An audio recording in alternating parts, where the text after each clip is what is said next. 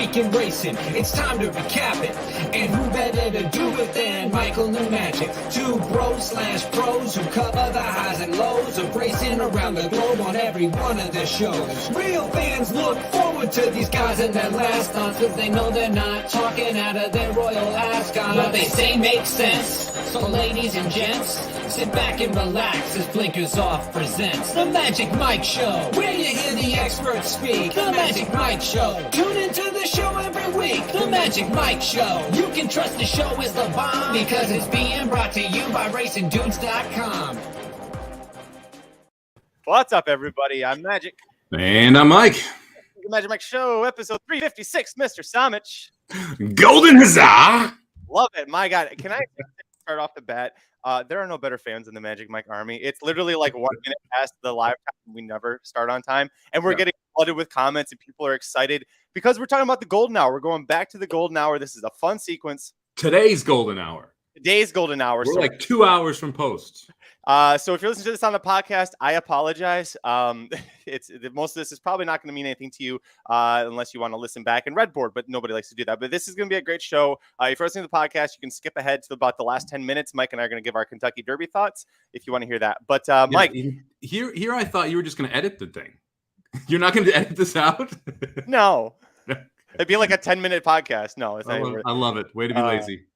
Yeah, it's I can't think of the word. I'm being efficient. Pragmatic. Efficient, Pragmatic. Yeah. I like that. Yes, those are much better sounding words than lazy. Yeah, how you doing today? I'm pretty good, man. We just kicked off the pick six from Golden Gate. I would like to think that I'm actually the reason that we're having a mandatory payout today. This is something I've asked for 3 times on this show. It's about once every 100 episodes. So I tell Golden Gate what to do, and they listen, I guess. They got 1.4 million into the pool. Pretty darn good for $100,000, $170,000, whatever it was, carryover. So Golden Gate hopefully is taking notice that they can rack it up if they want to do this on a Monday. And hopefully they listened. Hopefully we keep rolling here. It got through a bad favorite there in the first leg. 5 legs left. Well, and I have a feeling they might listen, because if you didn't notice recently, Stronach Group in first, they're trying a lot of innovative things to try and spark interest in betting and to make things creative. Last week, Mike and I covered both the all dirt and the all turf pick 5 sequences. I heard from a few of you that cashed on the turf one. You added coinage when Mike and I were against, because coinage need to lead coinage one from off the pace because Gulfstream, I guess. I don't know.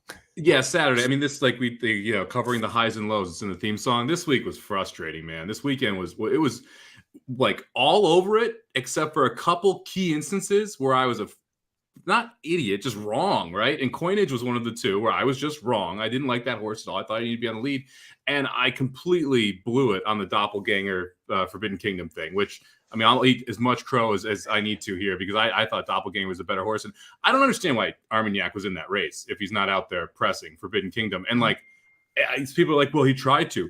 Try harder. You finished last with what you did. You might as well have at least put some pace in the race and put some pressure into the race. Anyway, Still frustrated about that. I love the perfect pronunciation of Armagnac, and 3 seconds later your phone dings and it's Geist texting you saying, good job, you got it that time. That's exactly what that ding was, right? It was actually Jared complimenting himself about his video on YouTube. Listen, hey, I full compliments to Jared. I'm glad you brought it up. So Taiba had this huge, impressive debut win Saturday at San Anita Park. I'm pretty positive at least 8 teams are going to try and claim this horse in the fantasy league, which you can see that happening tomorrow, Tuesday, on the Race News channel. But Jared did a live reaction to it where he was watching and commenting on it. And it's great if you like to listen to how we watch horse racing, to what we're looking for. But his analysis and everything just went up on the YouTube channel about 10-15 minutes ago. So when you get done with this, go check it out. I thought he did a really great job. So he deserves to compliment himself, I guess. I've not watched yet. I just am watching the text chain right now, and I think it's funny. So I just, gotta throw it I saw today? Is that what you asked, Magic? Yes, it is, Mike.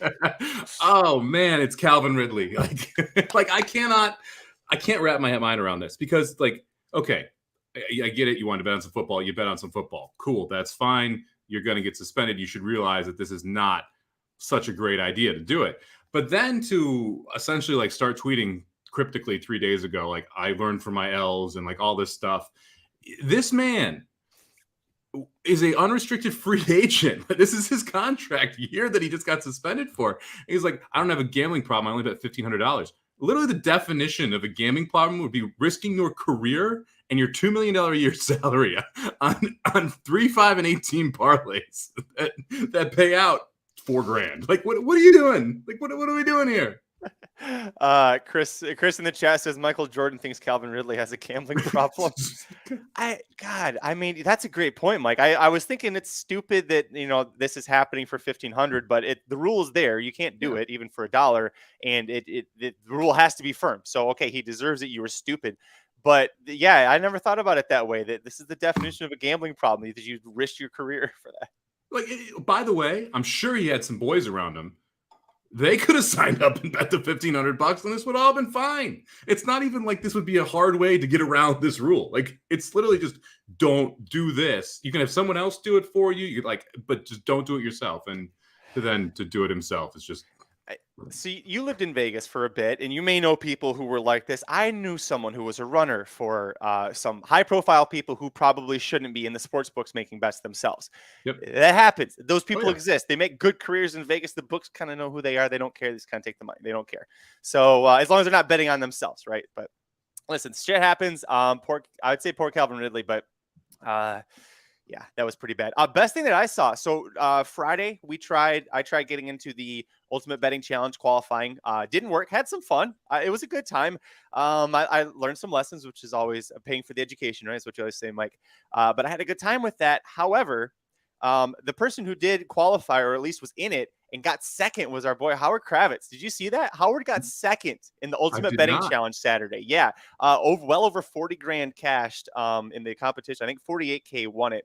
But he had a $13,000 exacta or $3,000 exacta, straight exacta in the Santa Anita handicap, express train over warrant. That's what got him into second. But so Howard was on last fall on Magic Mike Show when Mike was traveling once, and did a great job. I went on his show once, and we met him at the Breeders' Cup because he's in the BC. So he's a big tournament player. He's a really great guy. He's got his own show. I don't know if he's watching or not, but Howard, if you are, congrats, man. It was really awesome to see him do that. Oh, that's amazing, man. I love seeing people that we know take down, big amounts in these tournaments. So it's always great to see familiar names on those leaderboards. As Nick says, the people in this live YouTube show have a much bigger gambling problem than Calvin Ridley. Mike, that's our signal. Let's get into the golden shower. What? There are 0 people in this chat right now risking $2 million. 0. Okay? No one. The total amount being bet a year by everyone in this chat probably is not $2 million. You must not be in the chat, are you? Million, but that's beside the point. Mike's not in the chat. He's allowed to say that. Listen, we got the golden shower preview to get into. Let's get into it, Mike. Riders up.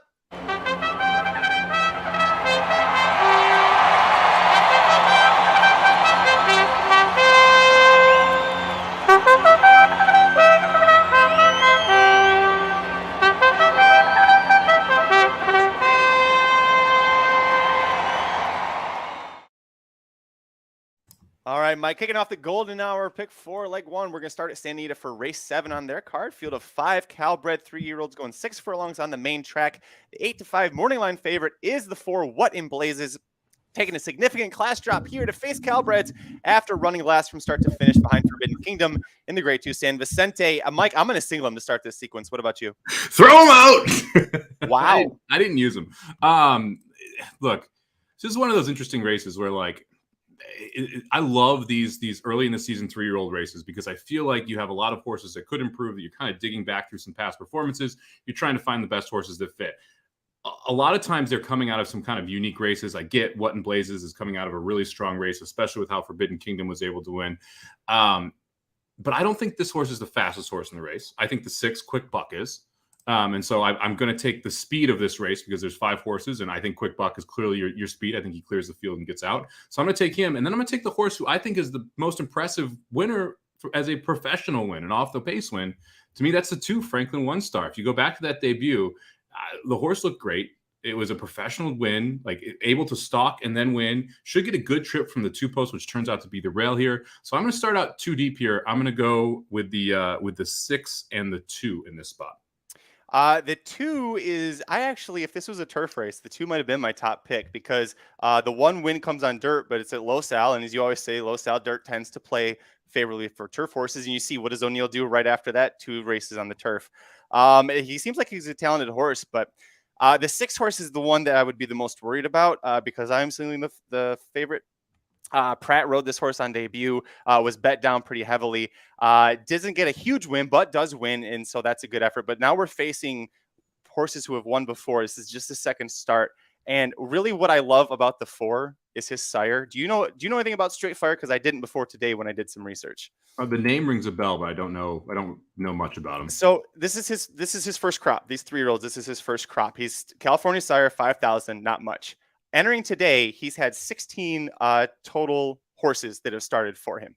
11 of those 16 have won. Wow. Overall, his horses are 17 for 56, including 9 for 24 dirt sprinting. Straight Fire, indeed. This horse is going to be a very short price with Pratt in the irons and getting Lasix for the first time. But yeah, I'm singling here. I think this horse is going to destroy this field. Well, I'm hoping you're wrong. If he makes the lead, I'm scared. Like if this horse is able to get to the front, I'm a little more concerned in this spot. I'm just hoping Quick Buck's a little bit faster and Franklin One Star's a little more professional. It's aggressive to throw this horse right in here.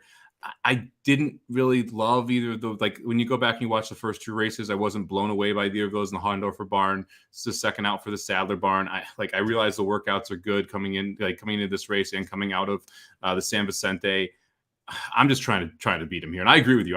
He's going to be a short price. I'm gonna play 2 tickets. I'm gonna play a $1 ticket where I'm going 2-6. I'm gonna single the 6 in the other one and hope the 6 can just take him gate to wire and start out with a bomb of a price in the $5 ticket to try and really juice this thing up. Yeah, I went pretty shallow. This is we didn't talk about it before. We probably should have, but the golden hour is $1 minimum. So I have a $30 ticket. That's the total for the $1 minimum. So I'm thinking this is a little chalky. And Mike, true to form, is going to try and take some swings. Let's move over. Second leg of the golden hour. We're going to go north to Golden Gate, race 8 on their card.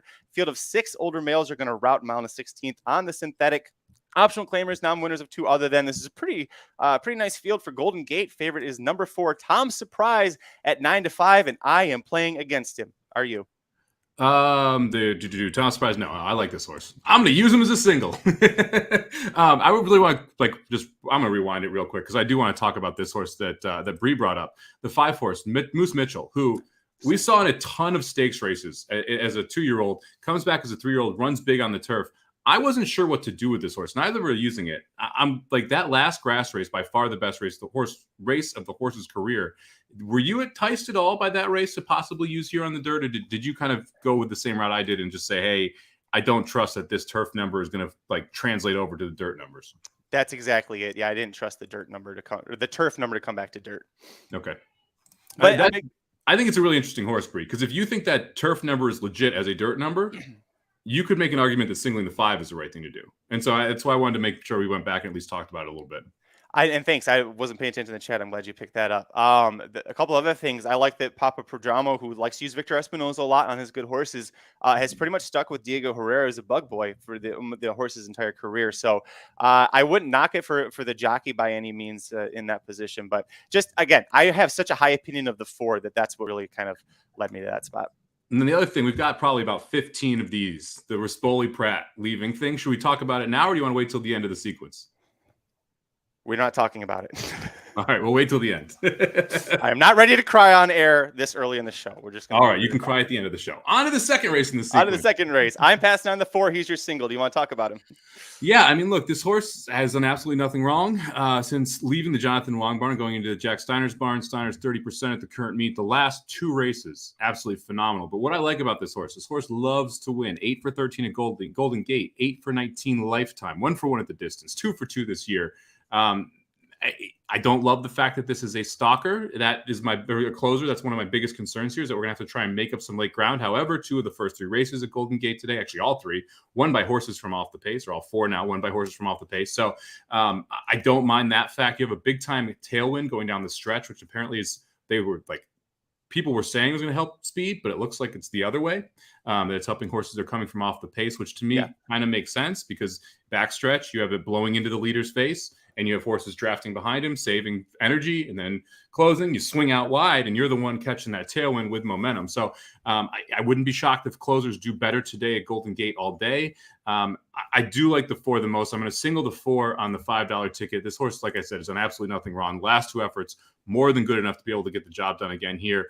If you go back and you watch the race against the 5 Tesoro last time out, I thought that Tom Surprise had the worst trip of the two horses and was still able to get the job done. Also was further back into a slow pace and able to get the job done. So I like Tom Surprise over the 5 in this spot. The other horse I'm going to use on the dollar ticket is actually the 6 horse Jimmy Blue Jeans. This to me is the horse that I think is the most dangerous horse up front. You're coming out of a 1 1/8 race over the synthetic. That was the first time we'd seen this horse in almost 4 months. First time out as a 4-year-old. Now we're getting second off the layoff here. We're cutting back in distance. I think we're the speed of the speed. So I think we can flip the script here on Wine and Whiskey. Dulles was scratched out, but I think we can flip the script on Wine and Whiskey and have a shot at going wire to wire. So I'm going to take the horse who I think is going to be in the lead and the best closer in this race and hopefully move along. Listen, we're going to agree halfway there. 6 Jimmy Blue Jeans is my top pick in this race. I loved every point you made. He won 3 straight turf races last summer, 2 of those down south, so against much tougher competition. One of them was the Snow Chief Stakes, which is against the best Cowbreds that are routing down in Sandy and Del Mar. So I love this horse. I love that he's 5-1 on the morning line. I'm going to take Tesoro instead of Tom Surprise. I felt like you had to go with one or the other. And Tesoro, I think, is going to be I think the price difference will be a lot greater than 9-5, 2-1, because Tom Surprise has 2 straight wins, including over Tesoro last time out. But I watched that race, and I think that Tesoro actually had the better effort. Tom Surprise had a dream opening in the along the rail in the stretch and took advantage. Tesoro had already started angling out and tried doing the overland route to get up there and just missed. Also, for what it's worth, 1 pound break last time between the two of them, 5-pound break for Tesoro here. He just misses by a neck with what I thought was the worst trip when he was the better horse. I'm going to go with him on here to spring the upset. See, I thought he got the worst trip. I thought he got the better trip of that last one. So it's one of those interesting ones where you watch the same race and see different things. Yep. The weight shift is a big deal in that sense, but I'm going to take the more consistent horse in my mind here in the 4 Tom Surprise. The 4, 5, and the 6 were the 3 that I was interested in. I wasn't going to use the 4 and the 5. I think it's probably the same reason the same deduction you made, where I don't want the 2 favorites. And I thought the 6 was clearly you're the most interesting horse with a price. So that's where I ended up. I didn't think there was a lot else in here, to be honest. I really thought this was a pretty open and shut race. Were you? Because I'm not really actually that worried about the 7 from a pace perspective, because I know time form rating they're pretty close, but to me the 6 seems like he should, if he breaks clean, should be able to get a lone leak. I don't think the 7's really going to push him that much. Yeah, I don't see how, especially considering where the posts are, how the 7's going to be in front of the 6 or push the 6. The main reason for that is that race 2 back where he went 22-4 for an opening quarter and was only a length off. Like you see some of these races that over affect time form because of how fast that early fraction is, but then they went 47 to the half, so they went 25 seconds that second quarter. To me, a lot of times you have some of these. You got to really dig to see which horse is going to be in the lead. You can't just trust those numbers sometimes. I think that specifically with the 7, the race 2 back is giving them an inflated time form early pace number. That's a great point. I was trying to figure out on the form where that happened, and I completely missed that one little quick quarter there. Let's move on. Third leg of the Golden Hour pick 4. We're going to go back to Santa Anita. Race 8 on their card. Field of 9 maiden 3-year-old fillies routing a mile on the turf. And favoritism is on number 9, Rhea Moon, at 3-1. She's an Irish import after 2 starts overseas last year, making her North American debut for Phil D'Amato. And Mike, where are you going on top? I'm going to go to the 2 horse whose name I cannot pronounce. You want to help me out here? I think it's Eleuthera. I watched the replays, and I think Miramati said Eleuthera. Cool. I'm going to go with Eleuthera here on top. This is one of those spots where they aggressively placed this 2 horse as a maiden last time out in a $200,000 Cal Cup Oaks on the turf. Horse tried to get the early lead, was pressed early, wasn't able to actually clear or get the lead, went 46-4 for the opening half, and quit against very good horses. I don't blame them at all for taking the shot. The horse added blinkers last time. They're taking it off. Clearly, the horse didn't respond well to blinkers, so I'm willing to give kind of a reprieve in that sense too. I also don't see much speed in here. Like I think that the 2 horse can get out from this inside post and maybe able to take this field gate to wire. So I had the 2 horse as my top pick in here. Look, I think you kind of have to use the 9. I'm assuming you're using the 9. D'Amato's 26% here, first time North America. Rockingham Ranch, Pratt, 36% together. This is a really good really good connections here on the 9 horse Rhea Moon. So the 2 and the 9 were my 2 must uses. Did you use them both? Yep, I did. I like them both. I went 3 deep. Those were my top 2 picks. All right. Who's your third pick? I bet it's not the same.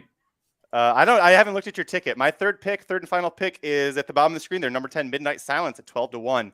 Big Money Mike in the last. I like this angle. It's a stupid angle, but I do like this angle. This is the other Phil D'Amato horse in the race. A big reason I like her, reportedly worked exactly heads up with Rhea Moon on 226.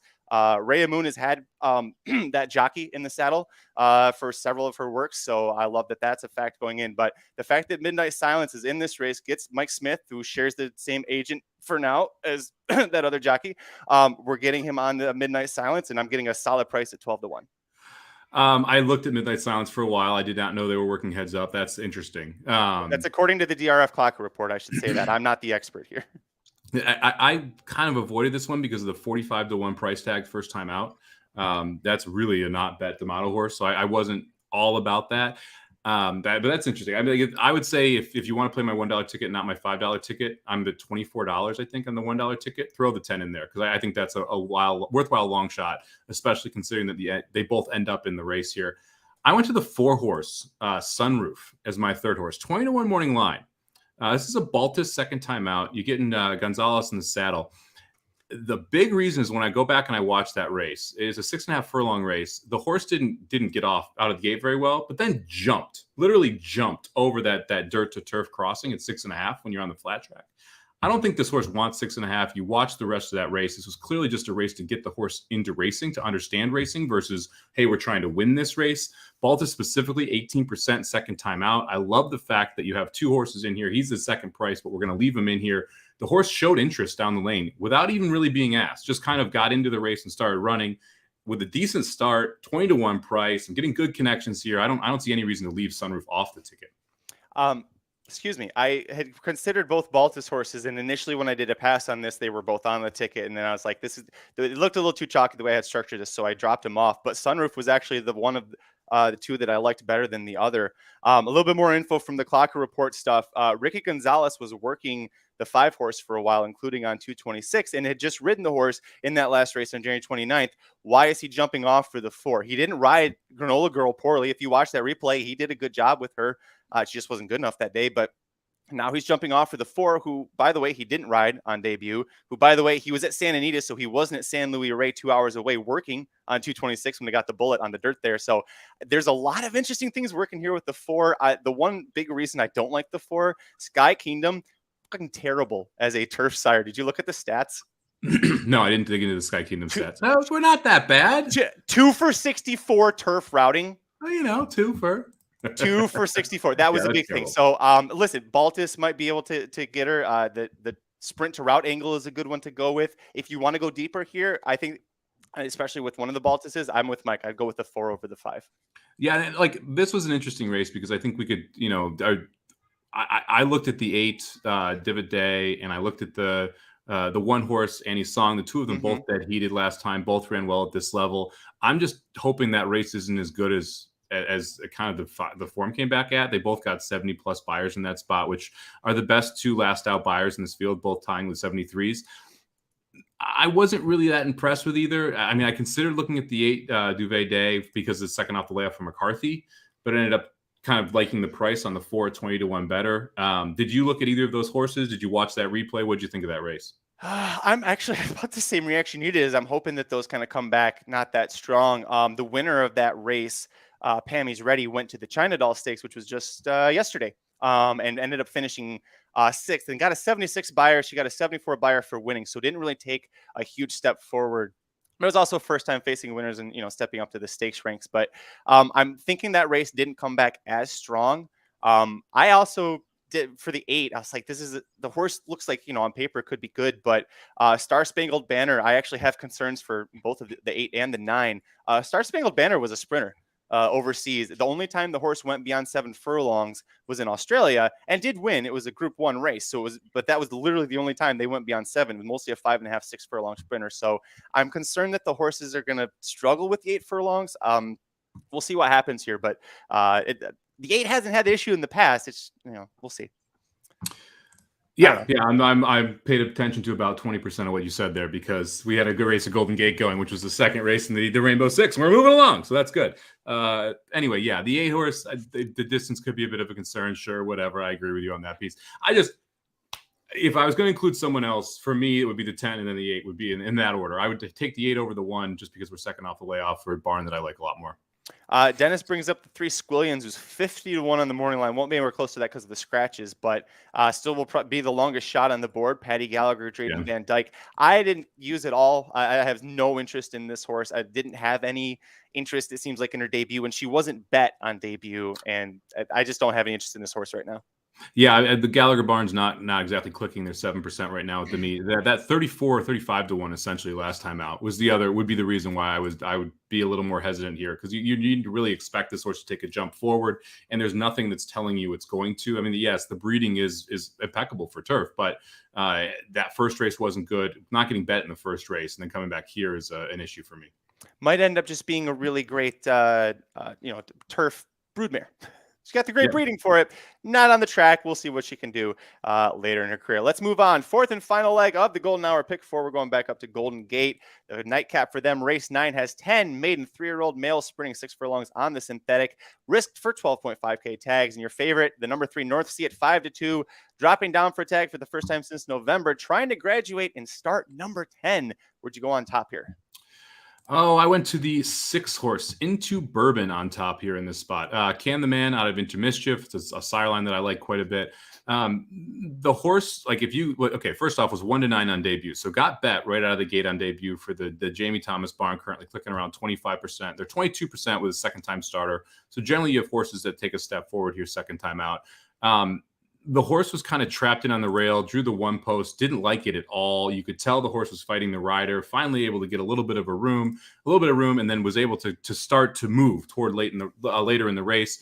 Now we're breaking from the 6 post, and just that difference from breaking all the way on the rail first time out to breaking in the 6 post and second start, huge step forward the horse should be able to take a huge step forward from that angle. I like the fact we're adding blinkers to help the horse focus a little more. I'm assuming that's what that's for because of how green the 6 was in that first race. I take both of those, the 5-1, the barn, the rider, everything kind of falls into place here to me. So I'm going to go with the 6 Into Bourbon on top.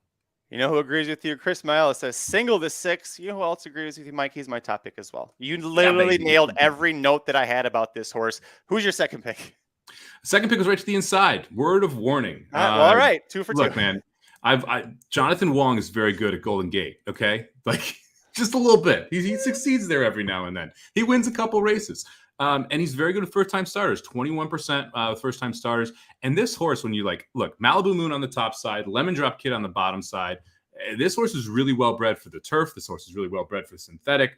It should be able to take right to the track. The workouts are good enough in the morning. Debuting at maiden claiming is 15% for Wong, so it's not like it's a terrible thing for his barn. Jockey-trainer combo is over 25% at this point.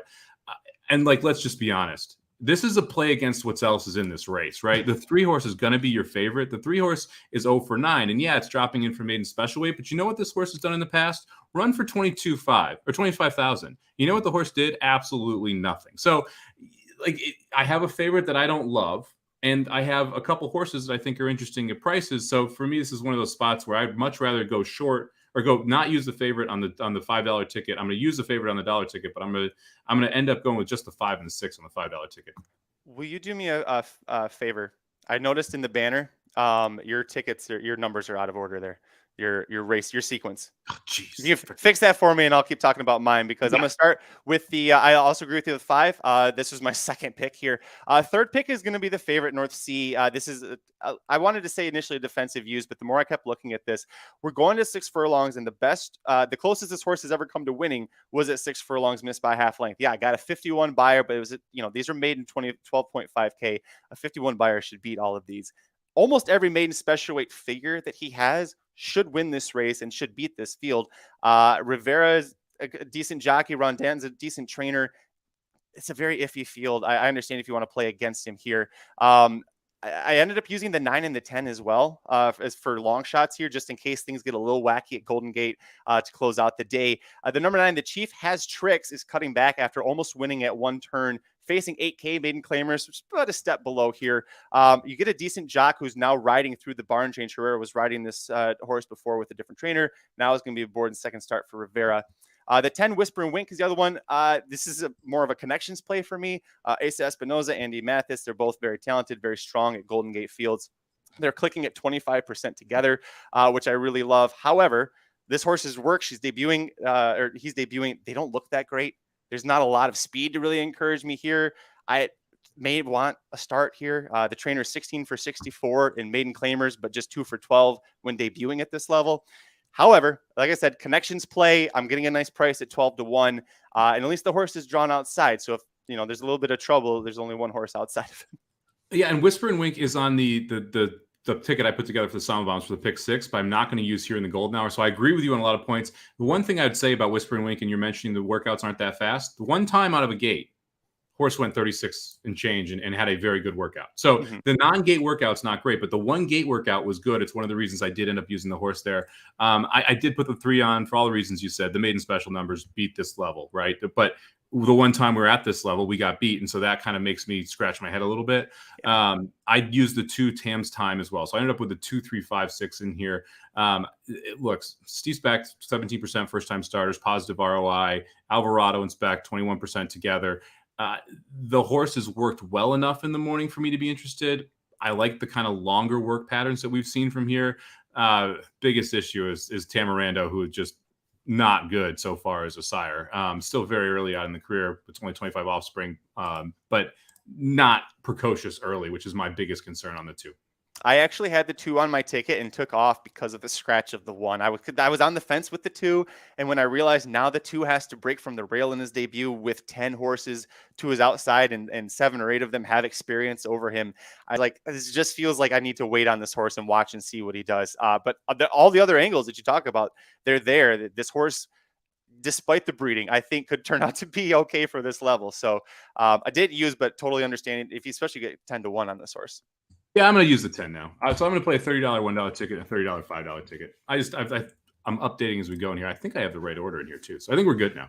You do. Yeah, I think so. We'll figure it out. Anyway, we hit everything there. Is there anybody in the comment? I saw Brett. Oh, Brett brought up the 5 word of warning.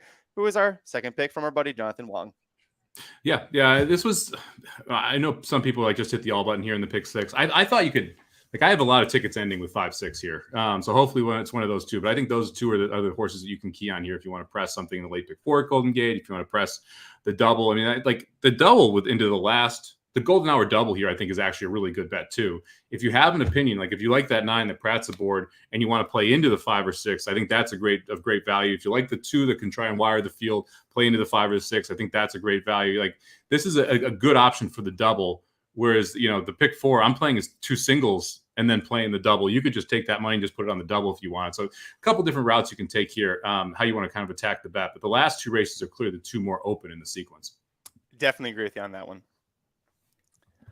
All right, Mike, that's going to do it for this episode of the Magic Mike Show. Everybody who's watching, thanks so much for joining us, especially because it's kind of a last-second thing. The racing is happening in just about a little over an hour. We got an hour and 12 minutes to first post, so make sure you go place those bets. If you're doing it on ADWs, which if you're watching, you probably are, make sure you pay close attention to where you're at. I know it's a little different for whatever ADW you use, but you should have access to it. Dollar minimum, it's 10% or 12% takeout?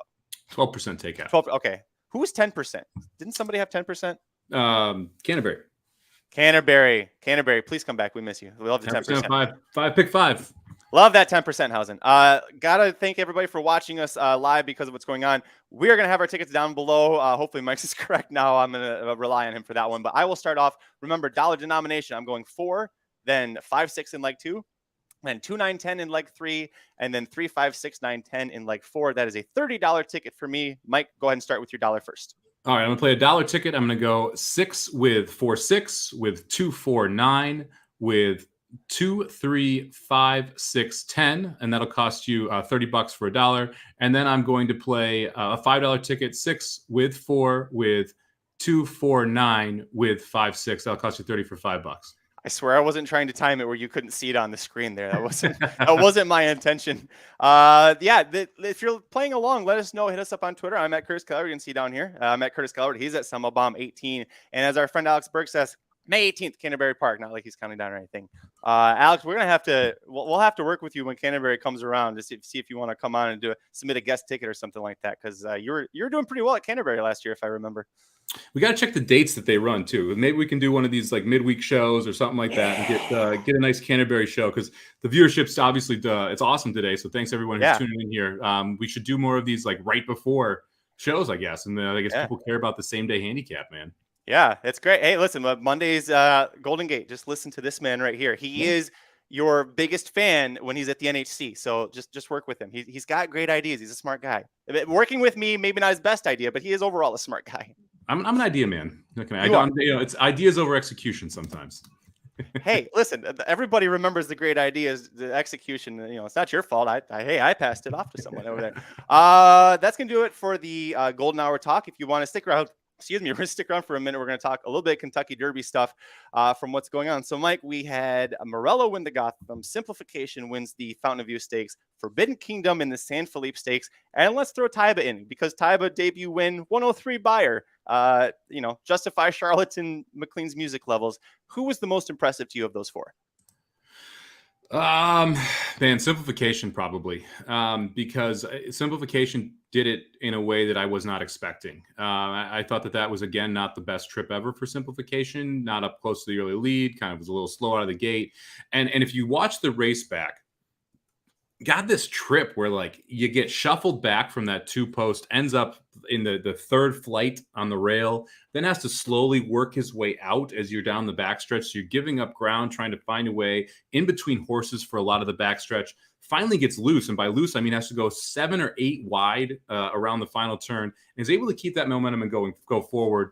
Obviously, there's a lot going on inside during that turn. We had 2 horses that went down in the race. Thankfully, everyone is okay, both jockeys and horses. That looked awful. I mean, you can tell by our reactions on the live video that's up on YouTube how scared we were for the horses and the jockeys in the moment. The 4-horse in due time kind of gets an interesting split, was a little bit affected. I don't know how much by creating really the problem that happened. So interesting race, but I thought Simplification was the most impressive simply because still hasn't changed leads, still hasn't gotten the trip that we think is ideal for Simplification, and been able to run a very good second last time out to Wayde Barrio and be very impressive here in the Fountain of Youth on Saturday. The more I think about it, he overcame so much. I kept harping on it. I keep thinking about it. He didn't change his leads, and it's a thing that bothers the hell out of me. Some horses just don't do that. You can't really fix it, and some of them succeed despite it. So, Essential Quality had a weird running style where he was paddling like crazy, but you know what? He won a lot of fucking races. So sometimes they just come through it, and I think that's kind of what's blinding me with Simplification. I'm going to pass on him in the Florida Derby, I think, just because I want to see what happens when he goes a mile and 1/8 against Wayde Barrio and whoever else shows up. By the way, what happened to Todd Pletcher? He, like 2 weeks ago, you could have had like 3-4 Pletchers that you're like, yeah, this could be a Derby horse. And now we're who? Like, who's he got? Are we back to Command Performance? No, we're in the Chance It boat. That's all the marbles are in the Chance It boat. Charge It boat. Yeah. It's Chance all is very different. Yeah, never mind. Yeah, Chance had already failed that one. It's all on Charge It, right? I mean, like Command Performance, they said it's going to come back in a maiden and go from maiden up into I think it was into the Florida Derby or into the Keelan race, the Bluegrass, one of the two. Like that's going to be a lot to ask. Although I like the idea of third off the layoff Pletcher into the Derby. But after that, it's Charge It, right? And it's really just those two. I think Charge It's the more interesting of the two, although we need to see Charge It show some versatility if he wants to win the Derby. I don't think Charge It can wire that field. The problem with, I don't like the way that Charge It's kind of, his path is kind of moving right now. Jared sent out, there's a Horse Racing Nation, not to pump up Horse Racing Nation, but they had Ron Flatter had a great article there talking about the barn tour with Todd Pletcher, and it doesn't seem like they have a huge idea of what Charge It's going to do. And Emmanuel was kind of the big hope, and that, I think you still give Emmanuel more chance, but you can't be feeling nearly as excited about it. Hell, look at what happened in the reaction with Jared. As soon as the race is over, Jared just goes, "See you guys," and like leaves. Yeah, peacing out. And that's a great reaction if you're a fan of that horse, because damn it. To be honest, Emmanuel did not get a good trip either. I mean, the ride was a head scratcher to me. I mean, you pushed the button way too early on that horse, and I think that was a big part of why he stopped like he did. And you're going 7 wide and pushing the button early. It's like, why are we doing this? Like, why are we not being a little more patient and saving some for the lane? And so that was a little bit of a head scratcher, especially first time against that level. But the horse clearly was not what we expected. I mean, if you're going to live up to the hype, you win the race with that trip, and he did not live up to that hype. Mo Donegal, I think, is the other one we have to at least talk about here. I know that you and I are personally a little lower on this horse. didn't get a very good. Well, I didn't think he had a troubled trip. I think he just kind of ran his race, and that's kind of how he runs races. When he was in what was it? Not the Fountain of Youth. What was the one before it? The Remsen. Yeah, no, not the Remsen. He was in Florida. He ran third behind Simplification and Way to Barrio. Oh, the Holy Bull. I'm sorry. The Holy Bull. There you go. Yeah. In the Holy Bull, I thought he kind of got his trip, and that's just kind of who he is. He doesn't have this amazing turn of foot early, and then he kind of grinds it out late. I thought Simplification got a worse trip than him, and Simplification ran better than he did. And so it'll be interesting to see how Mo Donegal comes out of that race. I think that horse is going to get hammered in the Wood if he goes up there. I may play him in the Wood, to be honest, because I don't think the New York circuit is nearly as good as the Florida circuit. I will not be playing him in the Derby, though. I cannot wait to pass on this horse in the Derby. Yeah, it's shoot, where is it? I'm trying to run too many different streets from here. Daryl said this is something that I had with, who was it? Casa Creed. That's who it was. I said when Casa Creed has a great race, hard pass next out because he couldn't do it. So as Daryl says, bet Florida Derby, good Kentucky Derby could happen. Listen, I'm a big fan of Antonio Sano, the trainer. If you don't know his story from when he had Gunnevera on the Derby Trail, this guy who was the leading trainer multiple years in Venezuela, and then his family immigrated to America because he kept getting kidnapped, or they kept getting kidnapped. It wasn't a one-time thing. They kept getting kidnapped, and he was like, listen, it's not safe. And so they moved to America, and then he had Gunnevera, wins the Fountain of Youth Stakes, was a pretty solid horse. So it seems like a good guy and does things the right way from the little bit that I know. So happy to see that. I like that Nick said here he's going to Mo Donegal will win the Wood. I think, yeah, very strong. I agree with you. I think he's got a great shot. He obviously loves Aqueduct and take money in the Derby. Yeah, like Known Agenda. Can we do that? Like get that Known Agenda crazy money? That'd be great. That was nuts, especially when you draw the one. Yeah. Look, it's been interesting with like the last couple of years. California clearly had the best 3-year-olds, right? And we saw that with the different Baffert horses, but also some of the others there. Even like Rock Your World, I think, was a really talented horse in last year's class. This year, I don't think that California has nearly as many talented horses. I think it's a lot more spread out. I think Pletcher actually got quite a few good horses in this crop. I mean, he hit 6 or 7 deep right now, really, if you dive into it. Now, obviously, they're not all panning out, but he seemed to have a big setting. And yeah, I'm with Nick here. Man, I hope Classic Causeway is the goods. This is the one horse I have in Derby Futures right now because of the price I was able to get on it. Man, I hope this horse comes back and runs big at Tampa this weekend. I'm just actually was looking at the article here on DRF that they are expecting a full field of 12 for this race, which is very impressive considering how dominant Classic Causeway looked in that race in the Sam F. Davis. And the only horse I thought might come back to face him would be the runner-up Shipsational, who is going to be in here. But let's see. Belgrade, Golden Glider, Grantham, Happy Boy Rocket, Major General, Midnight Chrome, Spin Wheel, Dan and Mike's horse, the Skipper 2, Trademark, Shipsational. Yeah, wow. Lots of horses there that I'm like, oh, okay. And then Spin Wheel and Shipsational. Yeah. He should dominate that race. Yeah, there's a lot of animals with 4 legs in that race. But that's a quantity over quality field. Yes. Well, that just means we might get somewhat of a fair price on Classic Causeway when you put that many horses. The money's got to get spread a little bit somewhere. You can't have everybody be 100 plus to 1. One thing we talked about it briefly. You talked about In Due Time. Can we talk about the Paco Lopez thing for a little bit? Is there any excuse whatsoever for what he did? And realistically, is anything going to even change? So no, nothing will change. I mean, let's start with that. I mean, this is something that he's done how many times, right? I mean, this has just been chronic at this point. Talking about what he did. So, man, it's tough. You heard Alvarado talk about it on TVG the next day and say he was calling out, yelling, I'm in tight. And like, just to hope that everyone stays in their lane. It's a tough spot because Paco has to come out at some point during that turn. And there was a hole there. He beat a horse to that hole. That horse then gets bumped out and it kind of forces this chain reaction. I don't necessarily think this was as egregious as a lot of stuff that Paco does. This was like one of those things where I think that this was the correct. That's bad. I agree with you. And it's bad that that's real. This was the correct race riding move to try and win to that hole. He didn't know that 2 horses out from him were bumping each other, which is where the accident ends up happening. So like, there's sometimes where it's like, he's aggressively riding and creating problems that he sees himself create. He bumped the 7 and that caused the horses outside of him to have issues. And so to me, this wasn't one of those where it's like, wow, this is wildly egregious, although clearly dangerous. But it's, It's tough, man, because in some of these races, you have horses that are backing up at the same time horses are going forward. And it's all happening around a turn. And it's his job to try and get horses in, like his horse into the right hole to be able to continue that move. And he was trying to beat Simplification, who on the outside was getting a clean trip, albeit 8 wide, a clean trip to keep his momentum. And he needed to, in due time, to keep his momentum to be able to stay with that horse. He wasn't able to in due time. Simplification just runs on by in due time, then re-breaks kind of or re-kicks into gear coming down the lane and gets up for second. Look, it's tough because this is one of those where I don't think it was that dangerous. I think what he did was what he was supposed to do. The chain reaction it created is unfortunate.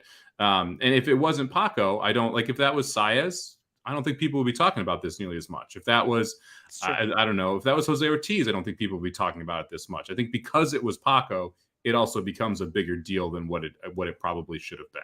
Or if it had been Irad.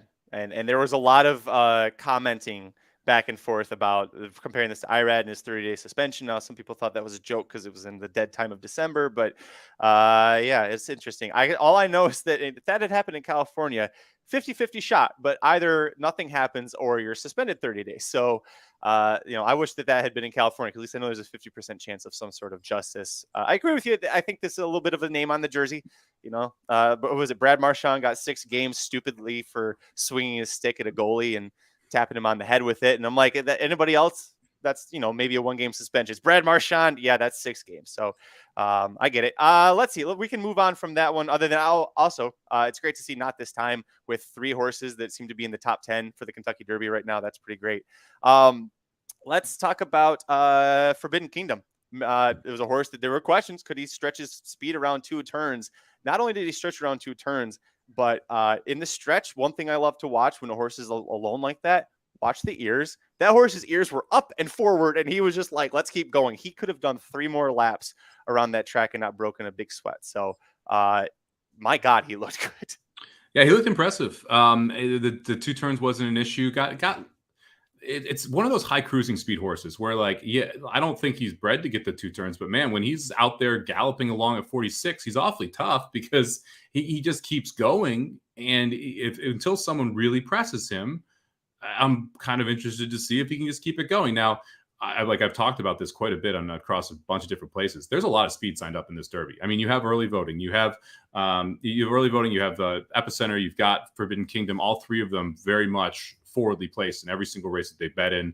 I think we're gonna have a decently hot pace out there. I think it's gonna be tough for anyone to be coasting at 46, but it's all about the draw. I mean, we talked about this last year with Medina Spirit. The reason we picked Medina Spirit was the draw more than anything else. And the drawing inside of Rock Your World, being inside speed, that's all really, really important. I forgot about Rock Your World. Sorry. We all thought he was going to be fast, and then that break happened and it was over. Not all of us thought he was going to be fast. The draw is going to be hugely important again here, because if Forbidden Kingdom draws a 16, no thanks. Not even a little bit. Forbidden Kingdom draws a 4. I'm a little more worried. That's a little more scary to me. Chris asked, was he awesome Forbidden Kingdom, or were those crap ponies behind him? They're mostly crap ponies behind him, and then a turf stakes winner who needs a break before Del Mar starts in Cabo Spirit. But I wouldn't say Doppelganger's not crap. Doppelganger has twice faced Forbidden Kingdom with a complete pace disadvantage, but also the problem with Doppelganger, Baffert's best are usually fast early. Doppelganger's not that. So he seems like he's like that B level, which is great, but not superstar. I mean, Doppelganger needs to be 4 years old. I think that's really a lot. Yeah. Because when Doppelganger is 4 and he's in all the classic distances at a mile and a quarter, I bet he's pretty damn good. But at 3, trying to catch horses that are running legit fractions in front of him, and he's giving them 15 lengths, and they're going a mile and 16th, it's trouble. Mike, how do you feel about making a little side wager with Dennis? Dennis is convinced that Forbidden Kingdom will not make the distance at all, and he'll quit at the 8th pole. Dennis, you want to say that Santa Anita Derby or Kentucky Derby? Because I bet you Mike will take one of those bets. I would take Santa Anita. I wouldn't take Kentucky. I think Kentucky's going to be tough. But Santa Anita, he's a deserving 3-5 favorite. JL, I guess Messier will be there, but deserving deserving qualifiable horse, right? By the way, Forbidden Kingdom versus Messier, that's going to be the best Santa Anita Derby since Justified Bolt Doro in 2018. That's going to be a hell of a showdown. JL in the chat says all this speed, there's going to be a breakdown in the people's horse. Mo Donegal is going to win the Derby. Hey, Todster getting the Derby win is not going to make me upset. It's interesting. I mean, we got to remember we've had speed dominate the Derby for the last couple of years, but prior to that, you always wanted to be that stalking type. This is one of those years I think you want to be that stalking type. And that means look at Classic Cos. Well, I guess Classic Causeway went wire to wire, didn't he? But he was able to win from off the pace before. Like horses like White Barrio, horses like Classic Causeway. Those are the type of horse that I want in this. I don't want Epicenter. I don't want Forbidden Kingdom right now.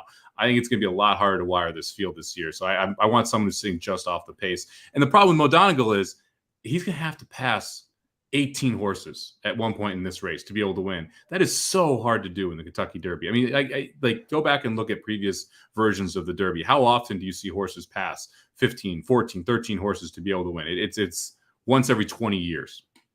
Doesn't it just feel like Mo Donegal is going to be the kind of horse that just draws 1, 2, 3 for the Derby, where it's like this is a horse that's plotter, a grinder, and then gets the inside post and gets forced way too far back, even farther back than the horse can handle. And he's going to run 7th. He's going to be a late running 7th, like what happened with Gunnevera.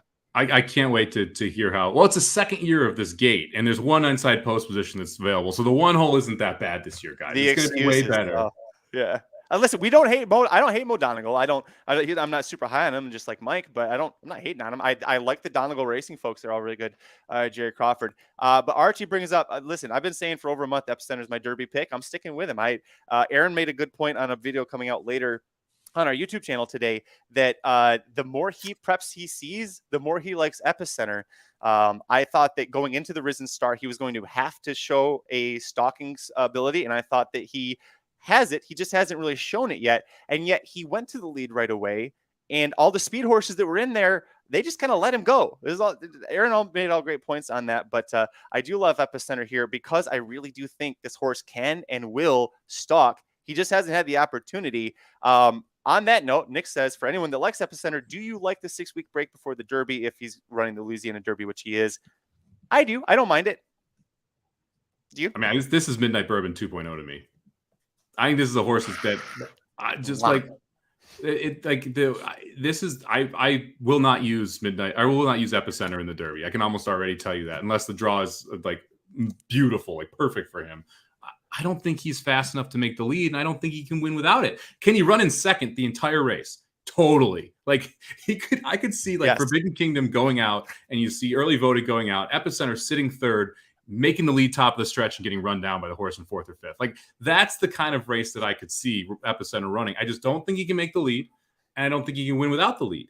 And it's just really good horse, solid grade 2 horse, but just not good enough to be able to get the job done. That's what we saw with Midnight Bourbon. For once the heavy hitters came in, he gets beat, and then he gets beat. He runs second every time, runs a great race. His next time, but I feel like that's the exact same thing you're going to see from Epicenter once the big time hitters come in.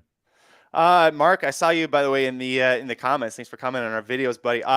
Saying he was all over Secret Oath, best 3-year-old east of the Rockies and second best 3-year-old by far. I'm assuming he, like Aaron, thinks that Messier is currently the best 3-year-old, or maybe he's thinking Forbidden Kingdom. I don't know. That horse did just pop up there.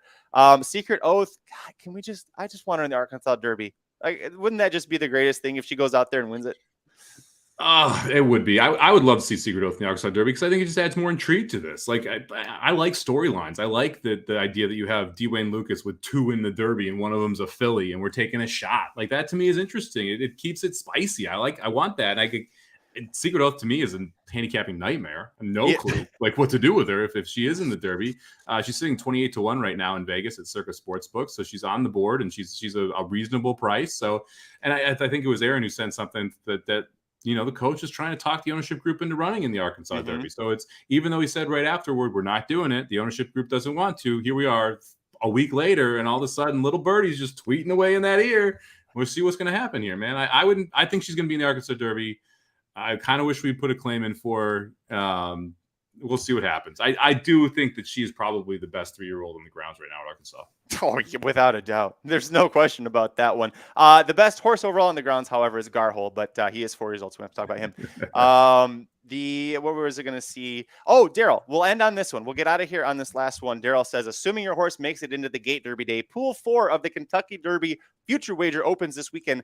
What are the minimum odds you are looking for / will accept? But Mike will answer that question on a video later this week.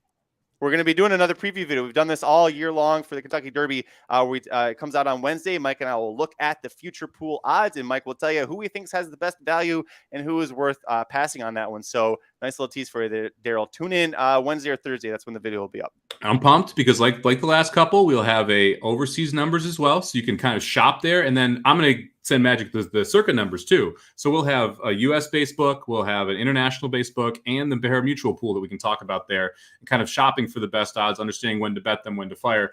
Because White Abario, I think, what was it, 190 something to 1 the first pool? 171 to 1. Yep. Unbelievable.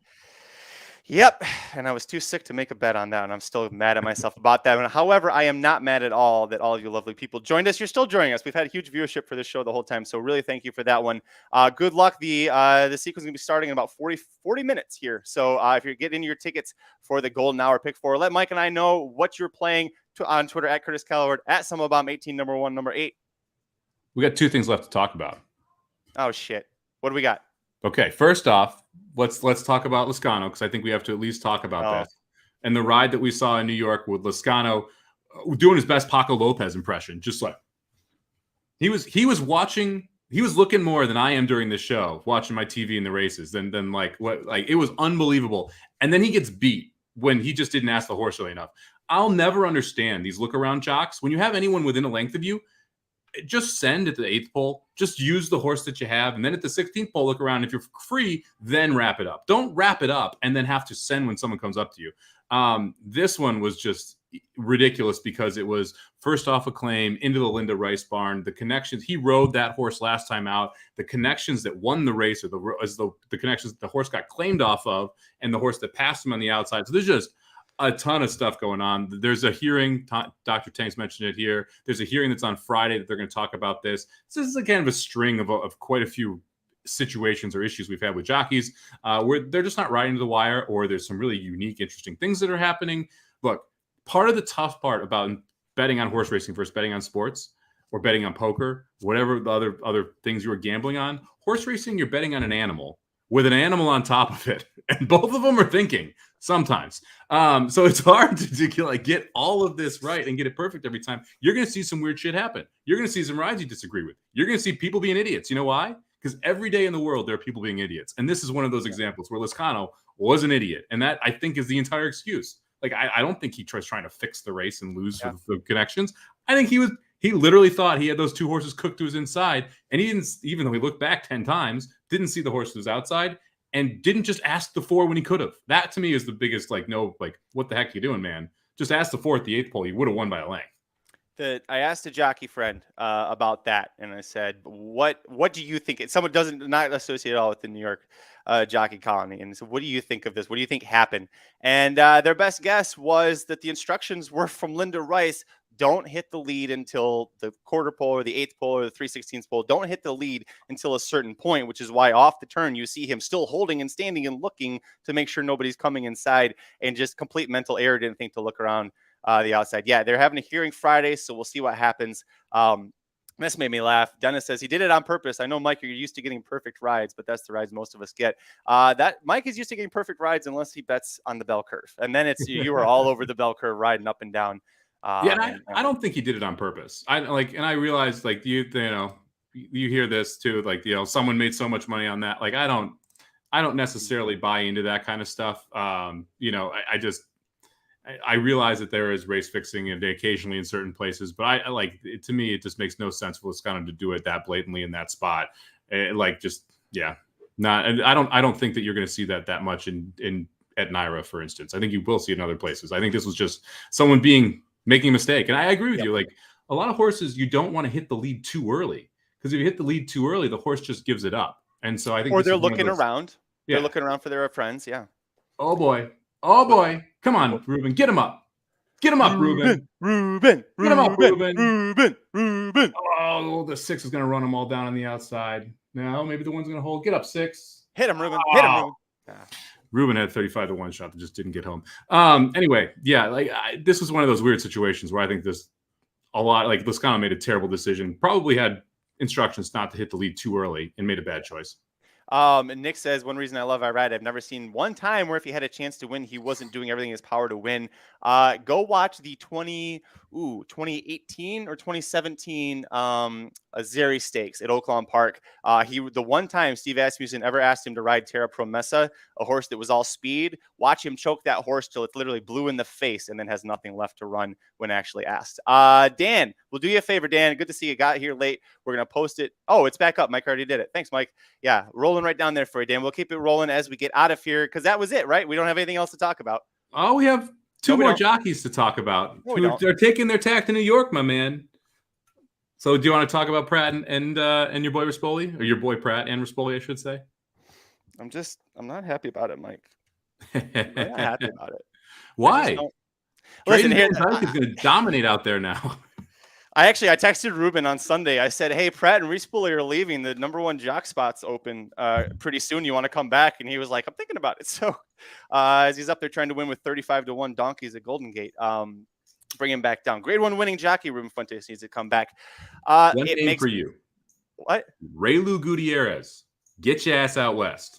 He would be sneaky good if he went out west right now. I don't think he'd be sneaky. I think it'd be great. The problem why everybody's leaving California is because they're down to 3 race days a year or 3 race days a week and 7-8 races a day and 5 to 6 horses a race on average. And you can't make a living as a jockey doing that. I mean, Drayden's here. Drayden's going to get more Baffert mounts now that Pratt's gone. Hopefully he gets back into Baffert's good graces there. Johnny V is not. I don't think Johnny V is going to stick around full time. I think he's going to do a little bit of a hired assassin. I think he'll probably go to Keeneland when Keeneland opens up. He'll probably go to New York for the big stuff. And I think Del Mar, he comes back. But I think for a while we lose Johnny V too. We're losing Pratt and Rispoli to the East Coast. Rispoli was the first one to announce it. And when I saw it, I thought, uh-oh, he and Pratt are best friends. I thought that he was going to go and Pratt would make an official move the next year. And then the next day, Pratt's leaving for New York in the spring and the summertime. And I get it. He wants to win an Eclipse Award. He literally said in the DRF, I want to win an Eclipse and I can't do it here. I mean, if you look at his season last year, he could not have been any better than what he did. And he was going all over the place trying to win in New York on big days. And he was doing it, winning at Keeneland on big days, winning at Gulfstream. And then he comes back to California. He's trying to race 3 days a week. And you're facing Joel Rosario, who's hired assassin number 1. No, you can't do that. Yeah, I mean, it's this to me now becomes a big part of the storyline. Oh, I mean, who you got? Oh, because it's going to be Rosario, it's going to be Saez, it's going to be Irad, it's going to be Jose, it's going to be Pratt, it's going to be Rispoli. Like Velasquez is coming back. Velasquez. Well, I don't even Castellano. But Velasquez, Alvarado's coming back. Lescano's going to be there. Well, Lescano doesn't know how to. No, so but Vasquez and Castellano, their percentage chance of winning that meet is this: the big old goose egg. They're not going to do it. No chance. So it's like it's going to be interesting to me. I think there's someone posted that meme, right, where it's the dude looking at the girl and it says Pratt across it and Irad and Jose on there. I wouldn't be shocked if Chad Brown makes Pratt his go-to turf rider. Okay, so that's where I was going to go next. We talked about this when Pratt was starting to get the top Klarovich mounts that Irad used to get, and we're like, watch out. I thought this is going to make for a fun rivalry. If the two of them are against each other and Chad's picking between, and this is going to be so good. Oh, it's going to be so good. It's going to create. Keeneland's going to be incredible, and then on top of that, Saratoga is going to be incredible. It's going to be really interesting. I would Pratt at Gulfstream in the winter. Like, are we going to get that too? Like, there's a lot of different things that could happen here that I think is going to be really, really interesting. But I like, look, long term. The other thing that I don't think gets talked about enough. If you want to win an Eclipse Award, that traveling part of it comes into, it's an important piece of it. Like, I lived in California for a long time. I still go back and forth all the time. You live there. If you want to ride on Saturday at Oaklawn, it's a pain in the ass to do it living in Los Angeles. It's a heck of a lot easier in New York to take a day and fly there, to fly to, to go from Monmouth to Saratoga on those big days. It's so much easier to make these trips, these short trips on the East Coast than it is to fly across the country and fly all the way back. It's wear and tear on your body. It's not as easy as people think. I think he's going to be, if he gets the mounts, he's going to be monstrous. And I don't see how you do this unless you know you're getting the mounts. And oh, by the way, if he ever wants to fly back, he can get every mount he wants in California, whatever Saturday he shows up for, right? Like, it's not like Baffert's going to be like, I'm not going to let you ride my really good horse. No, like I don't think you have any issue of getting those mounts in California if you want them to. Dennis, I love you. That is one of the dumbest statements I've ever seen you make. Dennis says, for audio listeners, because that's terrible television or terrible radio. Pratt had his hand. Pratt could pick what horses he wanted to ride last year in California, but it won't be that this year in New York and Keeneland. He's going to have to ride the 12-5 claimers and bad awful horses to be considered for leading rider. I mean, he'll ride them, but he'll ride them to win. The guy wins every goddamn thing that he rides. So, well, I think this is actually the interesting part. What happens to the pace in New York? They are so good with that shit. In California, they used to mess with each other all the time. Remember when Reese Believe on going to Vegas, Pratt was on, was it dog tag or luck? And the two of them just constantly, every race, they're playing mind games with each other at the pace.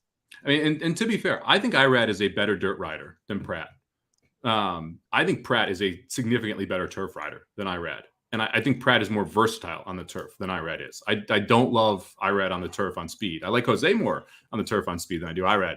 But I mean, it's going to be fun up there because all of a sudden you're going to have a lot more mind games and you're going to have two jockeys that are much more willing to push the go button earlier in turf races and make moves around the turn and force pace. Like that's going to be the biggest part of this to me is how this turf pace is going to play out. Cause we've been making fun of Naira for years, about it. And now we're not. And I think this is also interesting here.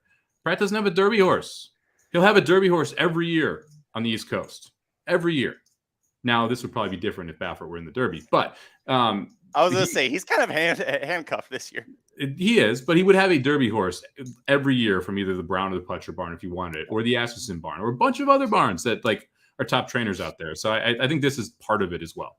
I would like to remind everybody, Dennis included, who seems to hate Flavien Pratt. Which Dennis, we're starting to become real enemies here. Flavien Pratt, the third or fourth jockey in history to win the Queen's Plate and the Kentucky Derby in the same year. So shove that up your ass. Whoa. My point, the reason I bring that up is he doesn't have a Derby horse right now. He didn't need a Derby horse to win the goddamn Kentucky Derby. He won the Derby for Bill Mott. No, he never won the Derby. I'm not giving him credit. He did not cross the line first. He didn't win that Derby. He wasn't the second best horse in that Derby. Country House is I don't even want to get started on that stuff. Code of Honor should have been the winner. I was actually thinking randomly about this yesterday. I don't even know why, but I was like, you know what? No, Code of Honor should have been the winner of that race. That's incorrect as well. It was War of Will should have won that race, but I mean, if you want to go with the the heart response, yeah. Sure. That'd anyway, be fun. But answer, Trish, yes. What should there have been a DQ of in due time for the High Oaks fall? Yes, I say yes. I'm on the fence. I'm 50-50. Paco! Just kidding. Yeah, you just hate Paco. You hate Paco. You love Pratt. What I would say to Dennis's point, look at what he's done in New York. Look at what Pratt has done in the days he travels to New York. It's just a crush fest. He destroys that, and it's picking up mounts going over there too. War of Will, baby, should have won the Derby. I had a lot of money on that freaking horse, and I had a lot of money on the 1/7 exact too. Anyway, yeah, that's one I will not forget for a minute. Yeah, look, I think Pratt's going to do just fine in New York. Yep, I do too. On that note, we'll finally get out of here. We got Archie. What Archie wanted all day long was to watch me say it. No, we're not saying the name. Nope, not going to do that. We will say thank you once again for joining us. It is now about a half hour to the Golden Shower Pick 4 start, so make sure you get those bets in. Let us know on Twitter if you're playing the tickets. I am at Chris Code. He is at Somobomb 18, number 1, number 8, corporate overlords at racing_dudes. We will see you on Thursday for a lot of fun. Go to the YouTube channel. We got all sorts of shit that's going to be coming out all day and all week. Very proud of the content we're putting out together. Until Thursday, I'm Magic. And I'm Mike. Good luck this week, guys. This has been a presentation of RacingDudes.com, your destination for all things horse racing and sports betting.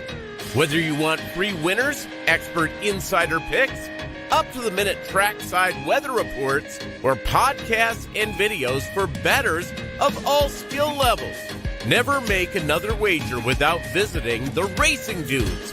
First,